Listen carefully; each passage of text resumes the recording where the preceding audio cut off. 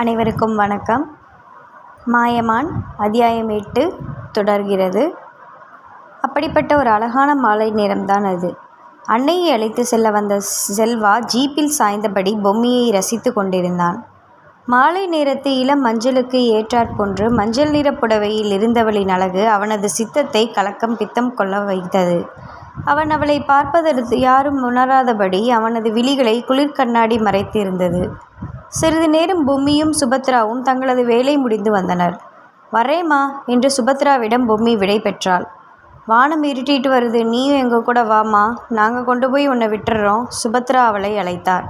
இல்லைம்மா, வெரசா போயிடுவேன் என்று மறுத்துவிட்டு அவள் நடையை எட்டி போட்டாள். அதை கண்டு செல்வாக்கு கோபம் வந்தபோதும் அன்னையின் முன் ஒன்றும் கூறாது அமைதியாக அன்னையை அழைத்து கொண்டு சென்று விட்டான். பொம்மி தனது இருப்பிடத்தை நோக்கி விரைவாக நடந்தாள். அதற்குள் மழை சடசடவென்று பிடித்து கொண்டது. அப்போது அவள் அருகே ஜீப் வந்து நின்றது. வேறு யார்? செல்வாதான். ஏறு பொம்மி என்று அவன் அழைத்தான். அன்னையை விட்டுவிட்டு உடனே வந்திருப்பான் போலும். வேண்டாம், உங்கள் கூட போய் இறங்குனா எங்கள் ஆளுங்க தப்பாக நினைப்பாங்க. யாரும் தப்பாக நினைக்க மாட்டாங்க, வா. அவள் அவனை கண்டுகொள்ளாது நடக்க துவங்க அவன் கோபத்துடன் இறங்கி வந்து அவளது கையை பற்றி இழுத்தான். அதில் அவள் பூமாலையாய் அவளது நெஞ்சில் வெந்து விழுந்தாள். சொன்ன பேச்சை கேட்க மாட்டியா? அவன் அவளை கடிந்தான். அவளோ பேச்சற்று போய் அவனை பார்த்து விழித்தாள். அப்போதுதான் அவனும் அவளது ஸ்பரிசத்தை உணர்ந்தான். அடுத்த நொடி அவனது கைகள் அவளை இறுக அணைத்தது. அதில் அவளது திகைப்பு இன்னும் அதிகரித்தது.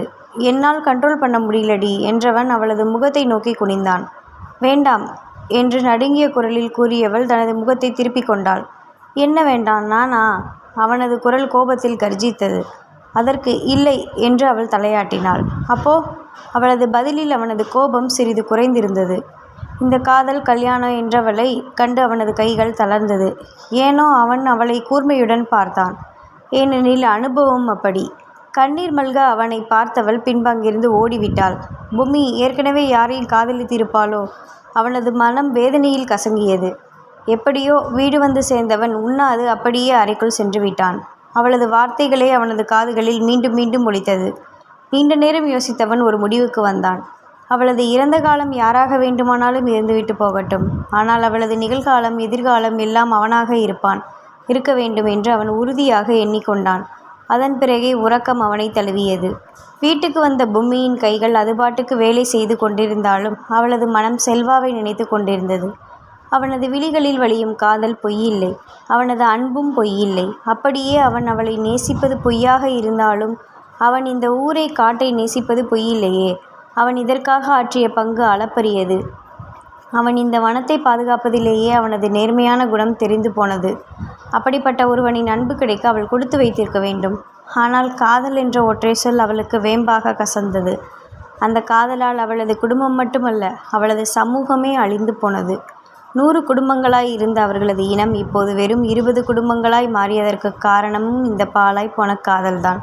வேண்டாம் இந்த சுயநல காதல் என்று அவள் தனது மனதினை திடப்படுத்தி கொண்டாள். அவளுக்கு அவனை பிடித்திருந்த போதும் அவளது இனத்திற்காக அவள் தனது மனதினை மறைத்து கொண்டாள்.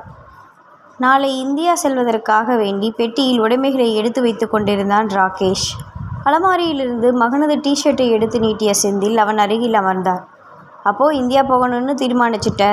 Yes dad. இவ்வளோ பெரிய விஷயத்தை இவ்வளோ சாதாரணமாக போட்டு வச்சுருக்கீங்களே, இதை பற்றி ஆராயத்தான் நான் போவதே என்ற மகனை பார்த்த செந்தில், இது எல்லாம் என் ஆராய்ச்சியோட வேண்டிய முடிவுகள். ஆனால் நீ தேடி போக வேண்டியது வேறு என்று மர்மமாய் கூற, என்ன டேட்?